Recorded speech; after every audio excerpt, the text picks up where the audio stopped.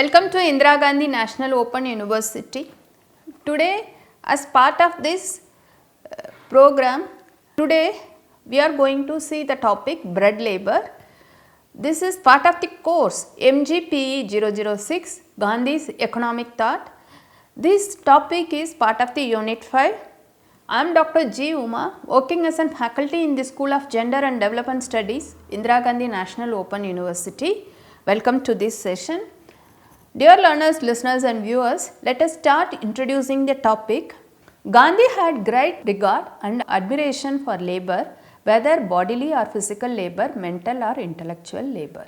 The real wealth of any nation consists in its labor. He did not accept the labor theory of value, which was propounded by David Ricardo or Marxian form. Rather, he advocated the moral idea of dignity of labor and believed that the labor has its unique place. The following extract from Yerwada Mandir gives us an idea as to how the concept of bread labor gripped his mind. The quote, "The law that to live man must work first came home to me upon reading Tolstoy's writing on bread labor. But even before that, I had begun to pay homage to it after reading Ruskin's Unto This Last. The divine law that man must earn his bread by laboring with his own hands was first stressed by the Russian writer named T.M. Bondarev. Tolstoy advertised it and gave it wider publicity. In my view, the same principle has been set forth in the 3rd chapter of Gita, where we are told that he who eats without offering sacrifice eats stolen food." Unquote. This was Gandhi wrote in the year 1932. From this extract, we can clearly understood what he meant for bread labor. With this introduction, the aims and objective of this lecture is to explain the concept of bread labor as developed by Gandhi, discuss how Gandhi gave equal importance to manual and intellectual labor, and how bread labor can solve the problem of inequality and exploitation in society. First, let us start understanding Ruskin's work on bread labor. The significance of manual work and necessity of bread labor was noted by him in the 7 lamps of architecture, where he is very much concerned with happiness of the carver where he is doing his work. Quote, "For we are not sent into this world to do anything into which we cannot put our hearts. We have certain work to do for bread, and that is to be done strenuously, other work to do our delight, and that is to be done heartily. Neither is to be done by halves and shifts, but with the will, and what is not worth this effort is not to be done at all." Unquote. This was quoted by Ruskin in the year 1925. So, according to Ruskin, whatever work we do, we have to put our heart and soul to the particular work. If we are not putting our heart and soul to do certain activities, it is not at all worth doing. That is what Ruskin meant. In his famous essay on nature of Gothic, he expresses his concern for happiness and the delight that a worker should take in his work. It is not that men are ill-fed, but that they have no pleasure in work by which they make their bread, and therefore look to wealth as the only means of pleasure. This was quoted by Ruskin in the year 1921. Like most of the human beings, according to Ruskin, it is not that they are ill-felt, but most of the human beings, they are not enjoying the what they are doing. Instead, that's why mostly they look at the whatever the means, the end they are look at the wealth. So at least they enjoy pleasure in getting the wealth by doing the certain kinds of activities. So according to Ruskin, this is totally not right. One needs to enjoy whatever one is doing for his or her bread. That is the bread labor. Work with the will and with all delight is the first requisite or honest and simple life. Life can be made pleasant only on the sound principle of joyful human labor as presented by Ruskin in Unto This Last. Quote, smooth in field, fair in garden, full of arcade, trim, sweet and frequent in homestead, ringing with voices of vivid existence. That is unquote by Ruskin in the year 1934. I will repeat. Work with a will and with all delight is the first requisite of honest and simple life. Life can be made pleasant only on the sound principle of joyful human labor as presented by Ruskin in Unto His Last. Quote, in this Unto This Last, quote, he wrote, smooth in field, fair in garden, full of arcade, trim, sweet and frequent in homestead, ringing with voices of vivid existence.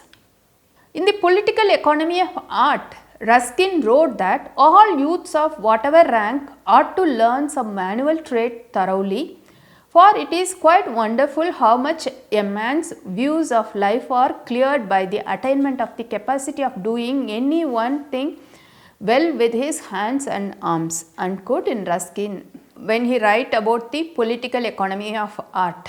Mahatma Gandhi admitted in his autobiography that he derived three principles from Unto This Last. First principle is that the good of the individual is contained in good of all. Second one, that the lawyer's work has the same value as the barber's in as much as all have the same right of earning their livelihood from their work. And third one is that a life of labor, that is the life of the tiller of the soil and the handicraftsman or woman, is the life worth living. He further acknowledged, the first of these I knew, second I had dimly realized, the third had never occurred to me. Unto This Last made it clear as daylight for me that the second and third were contained in the first. I arose with the dawn ready to reduce these principles to practice.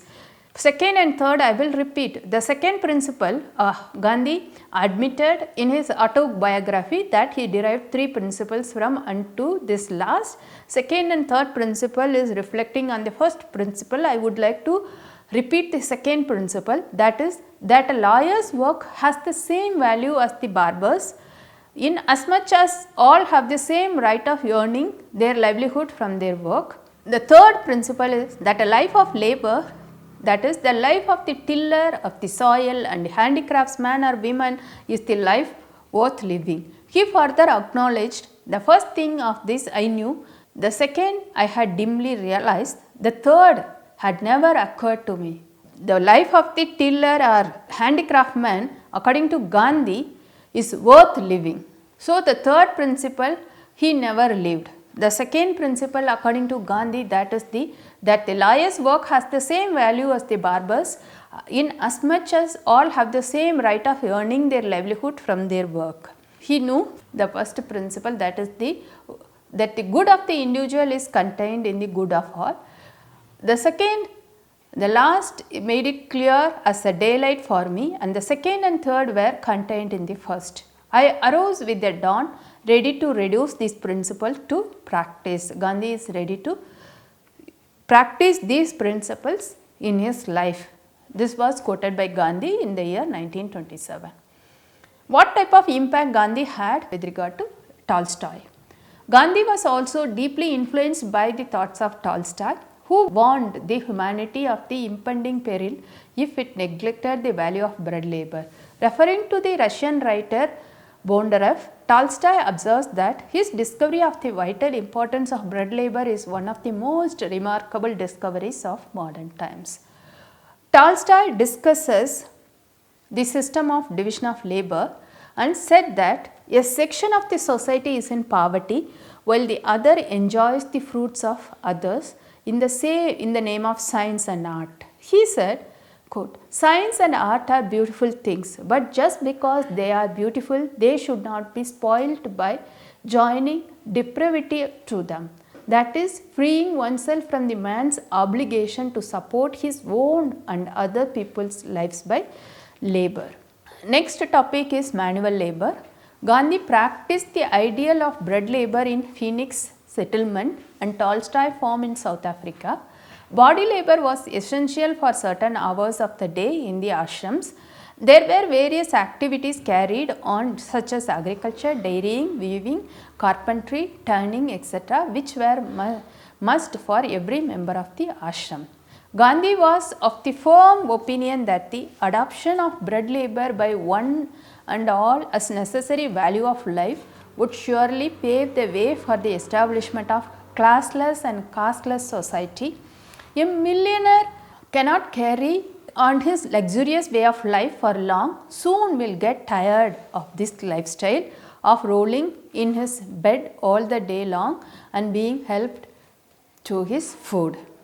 He has to induce hunger by exercise. Gandhi said, if everyone, whether rich or poor, has thus to take exercise in some shape or form, why should it not assume the form of productive, that is bread labor? No one asked the cultivator to take breathing exercise or to work his muscles. This was quoted by Gandhi in 1932. He has clearly stated that. So, like people who are doing the manual labor, there is no need to do any exercise or breathing exercise because already they are doing so much of manual labor. So, according to Gandhi, everyone should do and involve in certain kinds of manual labor. According to Gandhi, everyone must be his own scavenger. Evacuation is as necessary as eating. And the best thing would be for everyone to dispose of his own waste. Quote, if this is impossible, each family should see to its own scavenging.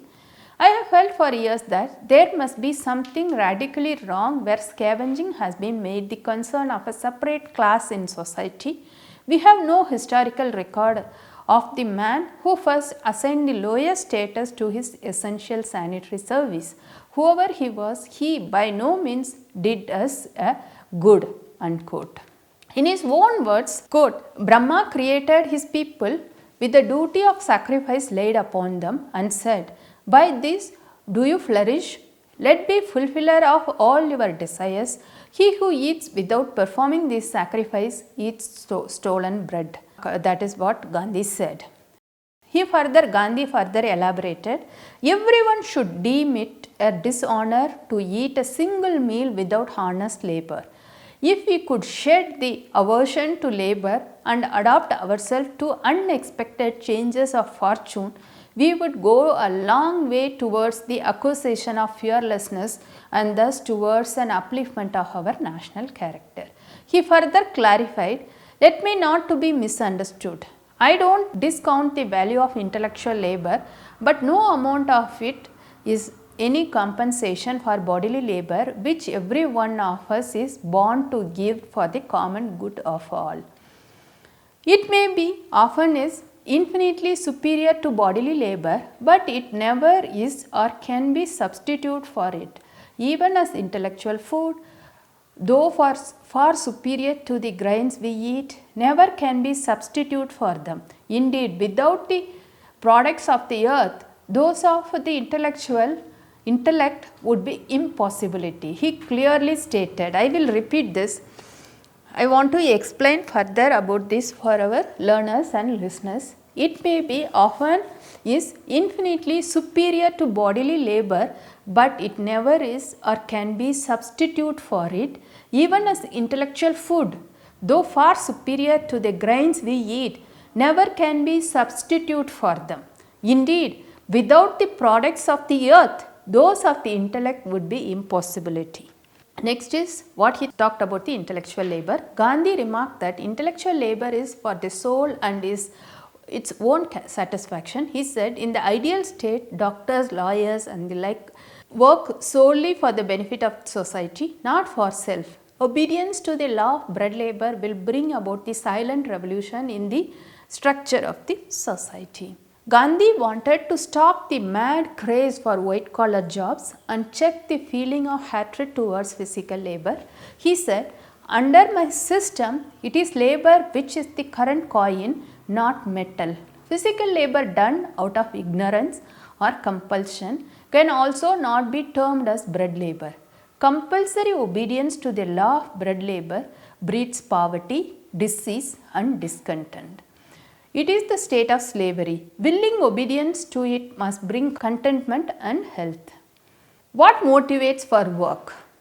Gandhi said that the concept of bread labor involves union of two basic principles, that is expenditure of energy through body work and the moral and ethical values enjoyed to such energy use. A person expresses oneself through work. Such work has both subjective and objective dimension. Next is the components of labor. J.D. Sethi distinguishes four components of labor, namely minimum physical necessary labor, instrument for self-actualization, method for service and means to earn a living. The concept of bread labor fully incorporates all the first three components. Let us see what is shadow work and subsistence work. It should be quite obvious that certain values will certainly be produced by bread labor. It follows from the principles that human beings do like to work. Bread labor involves that people gain satisfaction, utilities and enjoyment from work. The work is, in this case, its own reward. Such a work will thus be done simply to raise the spirit of the persons working.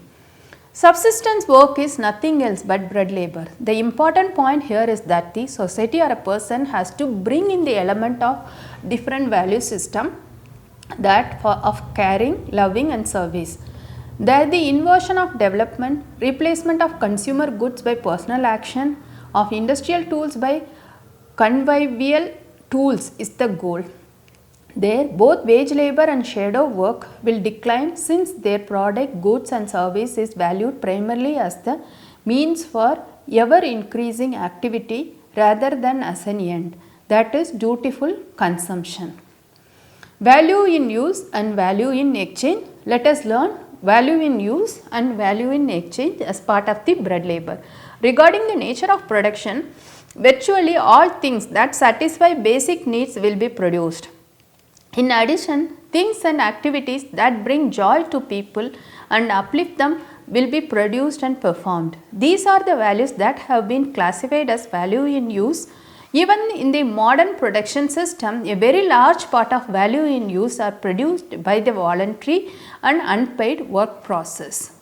Example, the kitchen gardens, the caring of children, old and sick people and commandership, production of arts and crafts, etc.